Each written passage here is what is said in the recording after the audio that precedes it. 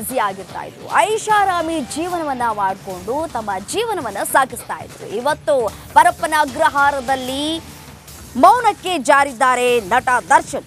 ಆಗಾಗ ಪ್ರದೋಷ್ ವಿನಯ್ ಜೊತೆ ಮಾತುಕತೆಯನ್ನ ಆಡ್ತಾ ಇದ್ದಾರೆ. ಆ ಬಳಿಕ ಮೌನಕ್ಕೆ ಜಾರ್ತಾ ಇದ್ದಾರೆ ನಟ ದರ್ಶನ್. ದಾಸನ ಭೇಟಿಗೆ ಕುಟುಂಬಸ್ಥರು ಬರುವಂತಹ ಸಾಧ್ಯತೆ ಇದೆ. ಸೆಂಟ್ರಲ್ ಜೈಲ್ ಒಳಗೆ ಅಭಿಮಾನಿಗಳಿಗೆ ಅವಕಾಶ ಇಲ್ಲ. ಈ ಹಿನ್ನೆಲೆಯಲ್ಲಿ ಸೆಂಟ್ರಲ್ ಜೈಲ್ನ ಮುಂಭಾಗ ದರ್ಶನ್ ಅವರ ಅಭಿಮಾನಿಗಳು ಕಾದು ಕುಳಿತಿದ್ದಾರೆ. ದರ್ಶನ್ ರವರನ್ನ ಭೇಟಿ ಮಾಡ್ಕೊಂಡು ನಾವು ಹೋಗ್ತೀವಿ ಅನ್ನುವಂತಹ ಮಾತುಗಳನ್ನ ಕೂಡ ಆಡ್ತಾ ಇದ್ದಾರೆ. ಪರಪ್ಪನ ಅಗ್ರಹಾರ ಜೈಲಿನಲ್ಲಿ ನಟ ದರ್ಶನ್ ಸೈಲೆಂಟ್ಗೆ ಜಾರಿದ್ದಾರೆ. ಆಗಾಗ ಒಂದೆರಡು ಮಾತುಗಳನ್ನ ಆಡ್ತಾ ಇದ್ದಾರಂತೆ ಪ್ರದೋಷ್ ವಿನಯ್ ಜೊತೆ. ಆ ಬಳಿಕ ಮತ್ತೆ ಮೌನಕ್ಕೆ ಜಾರ್ತಾ ಇದ್ದಾರೆ ಅನ್ನುವಂತಹ ಡೀಟೇಲ್ಸ್ ಲಭ್ಯ ಆಗ್ತಾ ಇದೆ. ಮತ್ತೊಂದು ಕಡೆ ದಾಸನ ಭೇಟಿಗೆ ಕುಟುಂಬಸ್ಥರು ಬರುವಂತಹ ಸಾಧ್ಯತೆಗಳು ಕೂಡ ಇರುವಂಥದ್ದು. ಕುಟುಂಬಸ್ಥರು ಇಲ್ಲಿವರೆಗೂ ಕೂಡ ಭೇಟಿಯನ್ನ ಕೊಟ್ಟಿಲ್ಲ. ಇವತ್ತು ಭೇಟಿ ಕೊಡ್ತಾರೆ ಅನ್ನುವಂತಹ ಇನ್ಸೈಡ್ ಮಾಹಿತಿ ರಿಪಬ್ಲಿಕ್ ಕನ್ನಡಗೆ ಲಭ್ಯ ಆಗಿದೆ.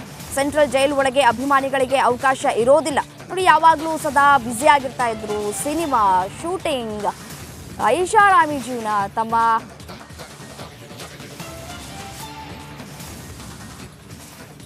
ಬ್ಯುಸಿ ಆಗಿರ್ತಾ ಇದ್ರು. ಐಷಾರಾಮಿ ಜೀವನವನ್ನ ಮಾಡಿಕೊಂಡು ತಮ್ಮ ಜೀವನವನ್ನ ಸಾಗಿಸ್ತಾ ಇದ್ರು. ಇವತ್ತು ಪರಪ್ಪನ ಅಗ್ರಹಾರದಲ್ಲಿ ಮೌನಕ್ಕೆ ಜಾರಿದ್ದಾರೆ ನಟ ದರ್ಶನ್. ಆಗಾಗ ಪ್ರದೋಷ್ ವಿನಯ್ ಜೊತೆ ಮಾತುಕತೆಯನ್ನ ಆಡ್ತಾ ಇದ್ದಾರೆ. ಆ ಬಳಿಕ ಮೌನಕ್ಕೆ ಜಾರ್ತಾ ಇದ್ದಾರೆ ನಟ ದರ್ಶನ್. ದಾಸನ ಭೇಟಿಗೆ ಕುಟುಂಬಸ್ಥರು ಬರುವಂತಹ ಸಾಧ್ಯತೆ ಇದೆ. ಸೆಂಟ್ರಲ್ ಜೈಲ್ ಒಳಗೆ ಅಭಿಮಾನಿಗಳಿಗೆ ಅವಕಾಶ ಇಲ್ಲ. ಈ ಹಿನ್ನೆಲೆಯಲ್ಲಿ ಸೆಂಟ್ರಲ್ ಜೈಲ್ನ ಮುಂಭಾಗ ದರ್ಶನ್ ಅವರ ಅಭಿಮಾನಿಗಳು ಕಾದು ಕುಳಿತಿದ್ದಾರೆ. ದರ್ಶನ್ ರವರನ್ನ ಭೇಟಿ ಮಾಡ್ಕೊಂಡು ನಾವು ಹೋಗ್ತೀವಿ ಅನ್ನುವಂತಹ ಮಾತುಗಳನ್ನ ಕೂಡ ಆಡ್ತಾ ಇದ್ದಾರೆ. ಪರಪ್ಪನ ಅಗ್ರಹಾರ ಜೈಲಿನಲ್ಲಿ ನಟ ದರ್ಶನ್ ಸೈಲೆಂಟ್ಗೆ ಜಾರಿದ್ದಾರೆ. ಆಗಾಗ ಒಂದೆರಡು ಮಾತುಗಳನ್ನ ಆಡ್ತಾ ಇದ್ದಾರಂತೆ ಪ್ರದೋಷ್ ವಿನಯ್ ಜೊತೆ.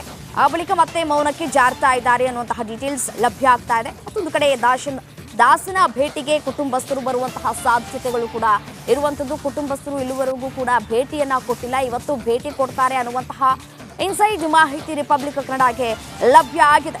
ಸೆಂಟ್ರಲ್ ಜೈಲ್ ಒಳಗೆ ಅಭಿಮಾನಿಗಳಿಗೆ ಅವಕಾಶ ಇರೋದಿಲ್ಲ. ನೋಡಿ, ಯಾವಾಗಲೂ ಸದಾ ಬ್ಯುಸಿ ಆಗಿರ್ತಾ ಇದ್ರು. ಸಿನಿಮಾ ಶೂಟಿಂಗ್, ಐಷಾರಾಮಿ ಜೀವನ, ತಮ್ಮ